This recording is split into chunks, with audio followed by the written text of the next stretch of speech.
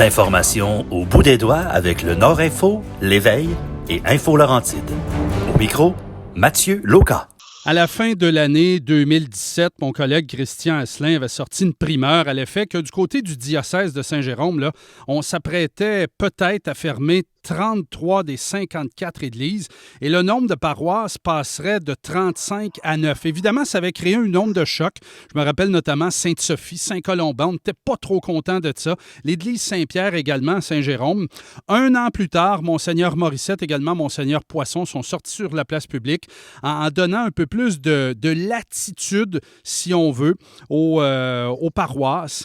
Mais là, qu'en est-il de la situation? On commence à se pointer le bout du nez à l'extérieur d'une crise de la COVID. Donc, pour faire le point sur les églises des Basses-Laurentides, on retrouve Monseigneur Raymond Poisson. Monseigneur Poisson, bonjour.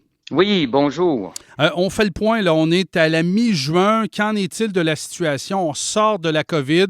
En introduction, j'ai parlé de 2017 et fin 2018, début 2019. Là. C'est quoi le point présentement? Alors, si c'est pour présentement, je vous dirais que, à vous, vos auditeurs, d'abord, bonjour. Bon, alors, d'abord, une grande fierté par rapport aux fidèles les plus pratiquants, si je peux dire, les plus fidèles. C'est-à-dire que dans cette crise qui a duré quand même un an et demi à peu près, où on était plus ou moins fermés, limités et tout, et ça se comprenait, nos gens ont été très assidus à soutenir leur paroisse. Évidemment, il y a eu, et ça s'est manifesté donc par des nouvelles manières de contribuer, puisqu'il n'y avait pas nécessairement de présence, et donc, comme on est habitué à la quête du dimanche. Cependant, évidemment, les paroisses vivent aussi de plusieurs activités fraternelles, hein? Des soupers, des campagnes de financement, des parties de cartes, des tirages. Les gens sont très ingénieux. Ça aussi, ça a dû cesser. Alors, cette crise-là, aujourd'hui, au moment où on se parle, révèle dans les paroisses, plus ou moins, selon ce qu'elles sont, leur dimension, leur population, la manière dont elles se finançaient, et ça démontre des faiblesses et ça démontre des richesses. Dans les faiblesses, je viens de vous le souligner, les activités ont beaucoup cessé. Alors, les paroisses, les plus petites souvent, qui comptaient souvent sur ces activités de fraternité, souffrent davantage de la situation. Parce que l'hiver dernier, il a fallu chauffer, éclairer, assurer, comme tout le monde. Heureusement, les programmes gouvernementaux rendaient les paroisses éligibles, par exemple, aux subventions salariales. Alors, on n'en sort pas si pire. J'ai compris dans l'introduction, Mathieu, qu'on parlait aussi de la fermeture éventuelle d'églises. Oui. Alors, depuis 2017, je dirais que 2 églises dans le diocèse de Saint-Jérôme, je pense que je ne me trompe pas, ont officiellement fermé. Et présentement, 2 autres sont, comme la décision est prise, elles appartiennent encore à la paroisse, elles sont en négociation.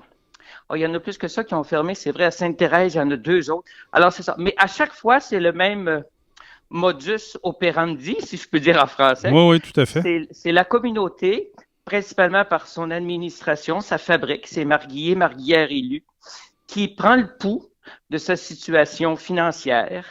Une fois qu'ils décident est-ce qu'on peut conserver une 2e ou une 3e église dans la même paroisse, parce que c'est souvent ça le cas, quand ils disent qu'on peut plus, bien, ils votent, ils informent les paroissiens, ils informent l'évêque qui doit donner son consentement, qui lui-même consulte ce qu'on appelle un collège de prêtres. Alors, on a toujours ça dans les diocèses, là. Il y a des prêtres élus, il y en a 6. Et ce qui nous préoccupe, c'est de dire, les gens dans le milieu, si on ferme cette église, eh bien, est-ce que ils seront privés d'une manière ou d'une autre de pouvoir célébrer leur foi? Et puis, évidemment que dans notre contexte, au nord de Montréal, ici, là, on a quand même des autos, c'est pas si loin que ça, on a toutes sortes de moyens, alors c'est pas catastrophique, mais ça peut être émotionnellement différent. Je veux juste ajouter un petit détail qui me réjouit beaucoup. Dans les églises à date qui ont été cédées ou vendues, plusieurs d'entre elles l'ont été à des frères chrétiens, même catholiques, de d'autres rites. Parce que chez nous, au Québec, il y a beaucoup d'immigration. Alors, il y a des communautés qu'on dirait dans la société civile culturelle, mais aussi des communautés culturelles de dénominations religieuses, donc des catholiques, des orthodoxes, des maronites, qui ont besoin de lieux pour se retrouver. Et pour moi, c'est une grande joie que de voir qu'une Église continue d'être une Église. Alors ça, ça fait du bien. Ouais. Puis je termine en soulignant qu'à Saint-Jérôme, une de ces grosses églises-là, l'église Saint-Paul, elle est devenue, grâce à notre collaboration avec la Ville, on l'a cédée, mais la Ville s'est impliquée, le C6 s'est impliqué aussi, un lieu d'accueil pour les itinérants. Et ça a permis aussi à la paroisse de Saint-Jérôme de poursuivre son aide en le comité d'entraide au niveau alimentaire et vestimentaire au sous-sol. Oui, tout à fait. Et durant ça a été toute marquant. la COVID, ça n'a pas fermé l'aide alimentaire. Chapeau à nos bénévoles. Même, il y a eu un moment, là, tu sais, quand on était vraiment confinés, où c'était des employés municipaux qui allaient livrer les paniers, les dépannages que nos bénévoles faisaient. Alors, il y a eu vraiment une synergie là, au niveau communautaire très, très intéressante. Je veux revenir en arrière. Vous avez parlé de deux églises là, qui sont comme sur la Oui. bubble, là, comme on dit. Là, elles se situent où? Bon, je pense que je peux le dire parce que c'est public devant les paroissiens. Il y en a une qui est à Blainville, sur la 117, et il y en a une c'est à mi-chemin, ça, là. Je pense qu'officiellement, c'est dans... Faut pas que je me trompe. Ça appartient à Sainte-Anne-des-Plaines, mais c'est pas dans la municipalité de Sainte-Anne-des-Plaines. Voisine, ça serait quoi? Ça serait Terrebonne. C'est ça. Oui, c'est il y a dans eu fusion là-bas. C'est ça. Et dans ces deux cas-là, ce sont des chrétiens d'église reconnus qui convoitent l'Église. J'allais dire nos églises phares, mais des églises là qui sont des symboles. La cathédrale, l'église de Saint-Sauveur, l'église de Sainte-Thérèse qu'on voit à des kilomètres à la ronde. Et que dire aussi de la magnifique église de Saint-Eustache qui est un joyau patrimonial. Est-ce que ces quatre églises-là peuvent être touchées ou ont réussi à s'en sauver? Ben écoute Mathieu, j'ai pas de boule de cristal. Je peux juste te dire que moi là, j'en ai pour une douzaine d'années, puis j'ai bien l'intention de jamais toucher à ça. Heureusement pour nous, et puis il faut le dire, depuis plusieurs années maintenant au Québec, il y a un partenariat avec le ministère de la Culture. Ces églises-là sont souvent des monuments en même temps patrimoniaux, et nous avons quand même de l'aide de l'État pour l'entretien. C'est pas 100%, c'est correct, mais ça va des fois jusqu'à 70% des réparations. Alors, celles que tu as nommées sont toutes éligibles. Alors, c'est évident que dans la sensibilité des Québécois, des Québécoises, je dirais de souche, et même les autres, qui sont les bienvenus chez nous, qui sont maintenant chez eux, il me semble que ces églises-là sont les plus, émotionnellement, les plus attachantes, si je puis dire. Et moi, de mon côté, avec mon collège de prêtres, mon personnel pastoral, je pense, en tout cas, moi, je dis que pour moi, là, c'est celles qu'on va garder. Parce qu'elles sont les plus significatives. Quand tu veux célébrer un moment important de ta vie, de ta communauté, le 27 juin, on va célébrer à la cathédrale de Saint-Jérôme avec la ville le 200e anniversaire de la première messe célébrée sur le territoire de Saint-Jérôme. Eh bien, on fait ça à la cathédrale. Et puis on est heureux de le faire comme ça. Alors c'est sûr que ces monuments-là, ça demande beaucoup de sous. Mais tu sais, quand on regarde des vieux pays, là, des fois, j'aime ça, moi, à la TV, là, les monuments français. Ils ont un patrimoine bien plus lourd que nous. Alors, merci à l'État de ce qu'il fait. Merci aux Québécois, aux Québécoises. Et essayons de nous intéresser encore davantage à ces monuments qui sont notre histoire. Pour moi, en tout cas, il faut les garder. Est-ce que, parce que l'église de Saint-Eustache, je pense à elle, là, elle est nombreuses fois visitée, souvent de l'extérieur. On regarde les coups de boulet de canon là, de décembre 37. On s'en souvient, mais c'est pas évident d'aller à l'intérieur. Il y a eu du pillage au fil des années, mais tout de même, est-ce que dans les circuits touristiques, est-ce qu'il y a moyen d'aller visiter ces établissements-là, ramasser quelques dollars, etc., à gauche et à droite avec les visiteurs? Parce que il y a quand même toutes sortes de tourisme au Québec. Il y a de l'agro-tourisme, il y a du tourisme point, mais il y a comme un tourisme religieux qui peut s'établir. Est-ce que vous avez ça aussi en collaboration peut-être avec Tourisme Laurentide? Oui.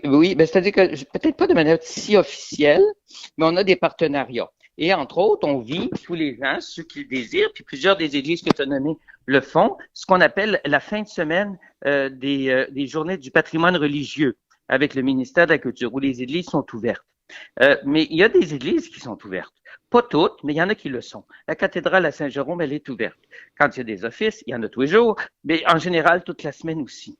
Alors, on peut quand même en visiter. C'est sûr que, moi, je me souviens quand j'étais petit gars, là, quand on allait à l'école, l'église était ouverte. Puis comme tu as dit, à un moment donné, elle s'est faite voler. Les chandeliers, les micros, puis tout. Parce que la sensibilité, le respect des gens a changé. Et les assureurs nous ont dit, ben écoutez, si vous n'avez pas quelqu'un dans l'église pour le surveiller, c'est comme votre maison.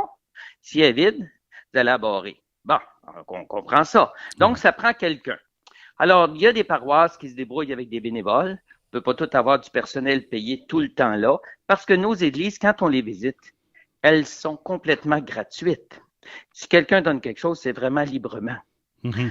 Alors là-dessus, on a peut-être un petit bout de chemin à faire. Je me souviens que la dernière fois, j'étais allé en Italie, avant la COVID, ouais. À ma surprise, les grandes basiliques ou autres, qui sont encore bien plus grosses que nos églises, ben il fallait donner 1 euro ou 2 à la porte.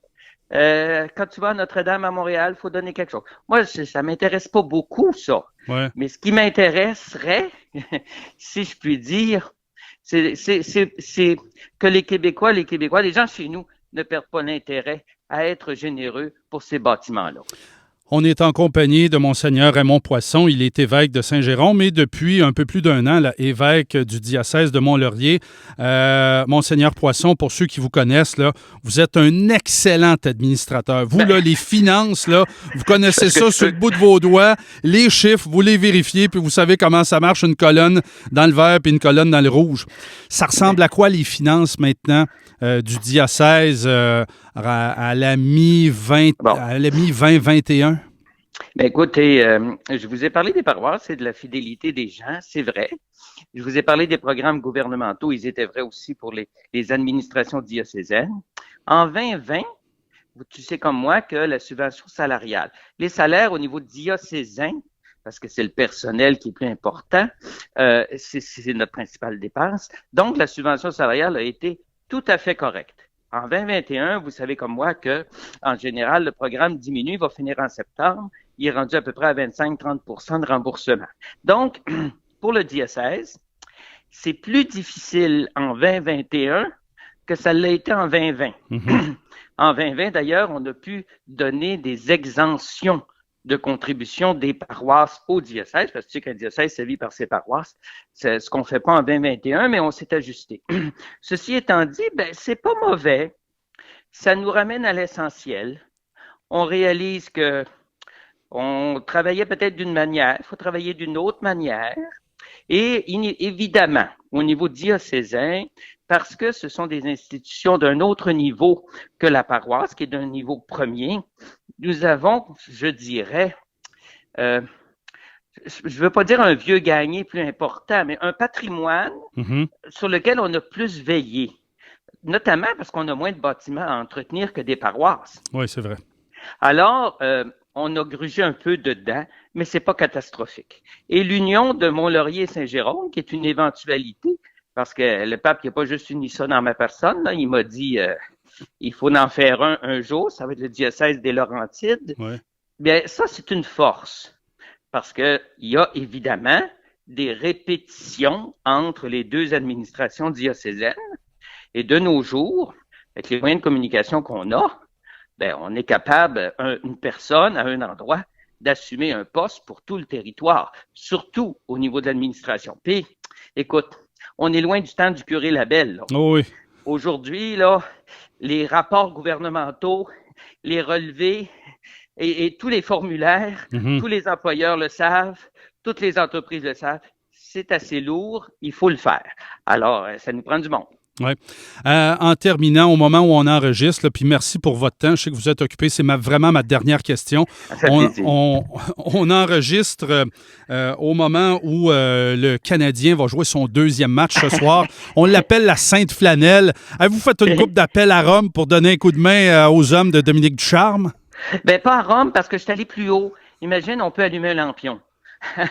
C'est une petite joke, là. Oui, mais, moi, je trouve ça fort agréable, cet engouement dans le jeu, parce que, écoute, les gens, la population, on a besoin de cette détente. On est sportif, mais bien assis confortablement. Alors, c'est pas trop exigeant pour la santé. Merci, Monseigneur Poisson, pour votre temps. Au Passez une plaisir. bonne journée. Bye bye. Monseigneur Raymond Poisson, il est évêque du diocèse de Saint-Jérôme et de Mont-Laurier.